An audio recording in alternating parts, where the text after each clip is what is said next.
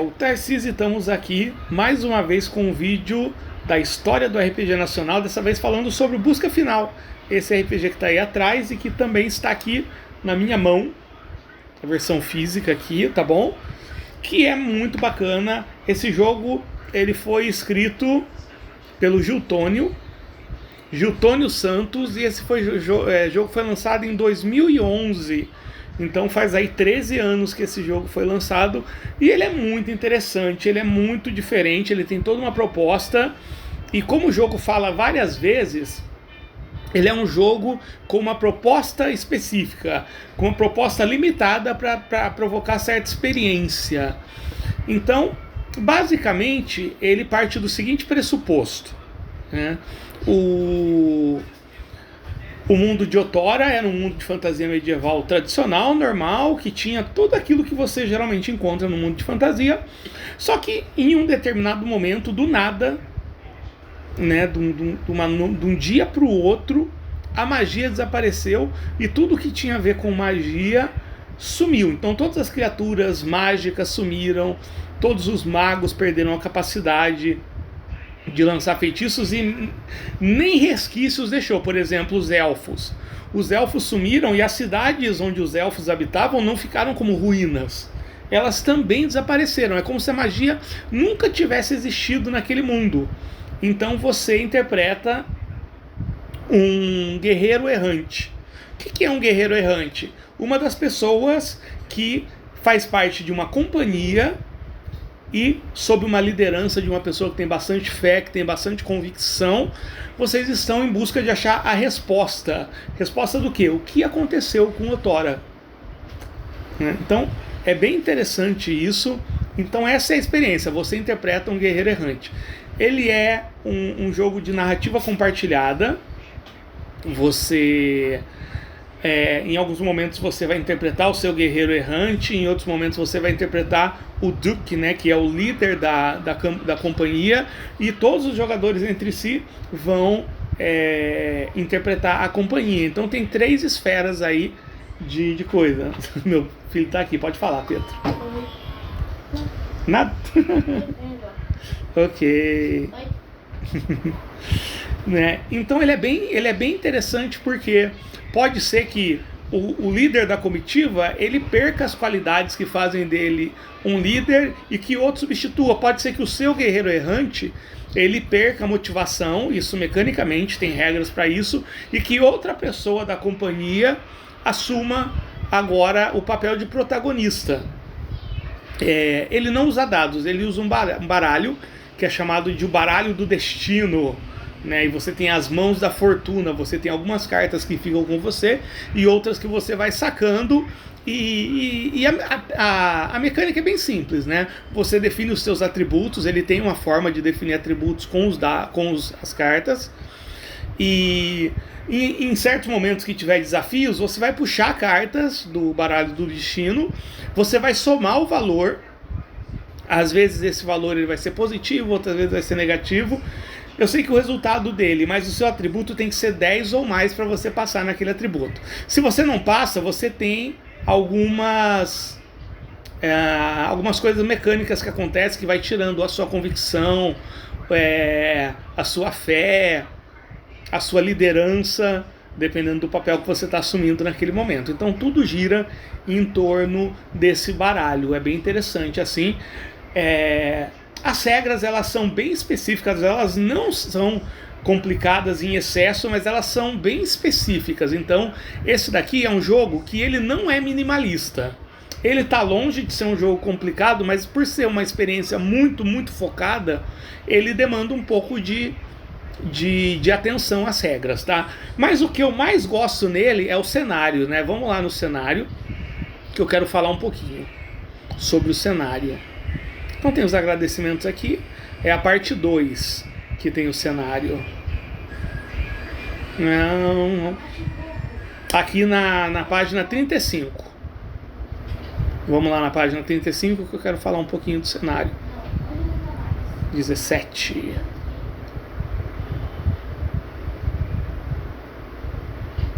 Tô quase chegando lá. Logicamente eu poderia editar e cortar esses momentos, né? Mas aqui, ó, cheguei aqui. Então, qual que é a questão do cenário, né? Você tem 3 reinos nesse mundo, 3 reinos principais. Então, primeiro você tem o reino de Antura. Deixa eu chegar aqui no reino de Antura. Porque cada reino ele tem uma dinâmica muito específica. Então, aqui está falando do continente, que são 4 reinos que disputam. A grande perda é chamado isso, né? A perda da magia. E vamos chegar aqui no primeiro reino. O primeiro reino é o reino de Antura. Esse reino, por incrível que pareça, ele foi favorecido pela perda da magia. Ele era um reino muito militarizado e que ele só não estendia o seu braço sobre os outros reinos, porque os outros reinos, de alguma forma, eles se apoiavam num poder maior, que era a magia. Agora que a magia desapareceu desse mundo, eles estão numa vibe expansionista e todos os outros reinos estão ameaçados por ele. O segundo reino é o reino de Koth, né? Vamos chegar nele aqui. Konf, né? Esse reino de Konf, ele é o mais interessante, na minha opinião, que foi o seguinte: ele era um reino que ele surgiu no litoral aqui na parte ocidental do continente, e eles tinham só um pequeno pedaço de terra. Então, só que eles tinham sacerdotes, eles tinham magos muito poderosos, e eles, então, utilizando o poder da deusa do mar, eles conseguiram fazer o mar recuar o suficiente para eles terem uma grande quantidade de terra onde foi erguido o reino. Só que agora, com o fim da magia, esse espaço que eles criaram por magia, ele está começando a se perder. As águas estão começando a voltar e é inevitável, a menos que a magia seja recuperada, o reino de Konf, ele vai desaparecer. Então ele é o reino em que tem os guerreiros errantes mais desesperados, assim. Ele é e também os mais emblemáticos, porque é uma questão de vida ou morte. Você se torna um guerreiro errante em Konf por uma questão de vida ou morte. Você tem o próximo reino, que é o reino de Iracas. Esse reino é bem interessante, porque esse reino ele era liderado por um dragão que assumia a forma de um homem.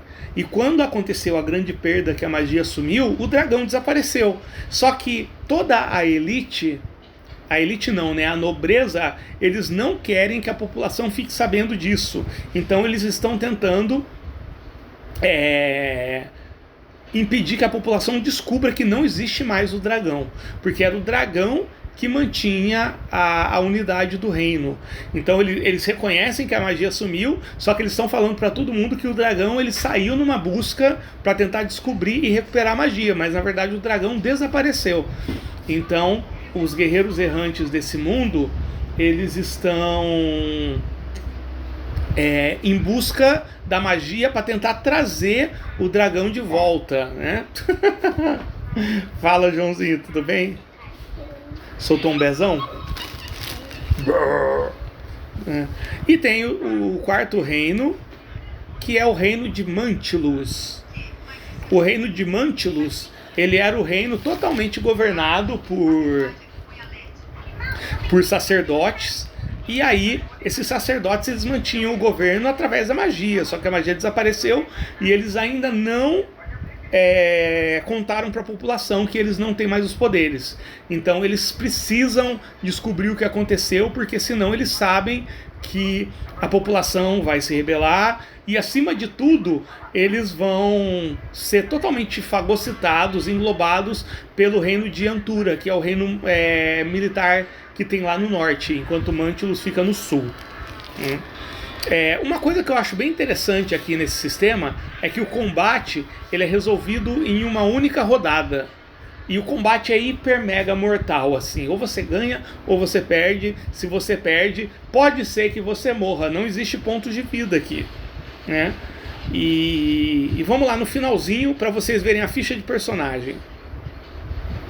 A ficha de personagem diz muito sobre o jogo. Né? Então você tem a ficha aqui, ó. O guerreiro errante ele tem esses atributos: convicção, experiência, valentia e presença. Se você estiver interpretando o Duke, né, que é o líder da companhia, você ainda tem, além desses, você tem o carisma e a lealdade. Depois disso, você tem a criação e andamento, que são as coisas que vão acontecendo ao longo da campanha, as coisas que você vai definindo como sendo parte do passado do seu guerreiro errante. Você tem a companhia. A companhia é o grupo de pessoas que está se aventurando. No busca final, você não se aventura sozinho, não existe isso, você faz parte de um grupo. E aí a companhia ela tem integridade, poder e tem a mão da fortuna, que são 3 cartas que você tem, que você pode usar em momentos estratégicos.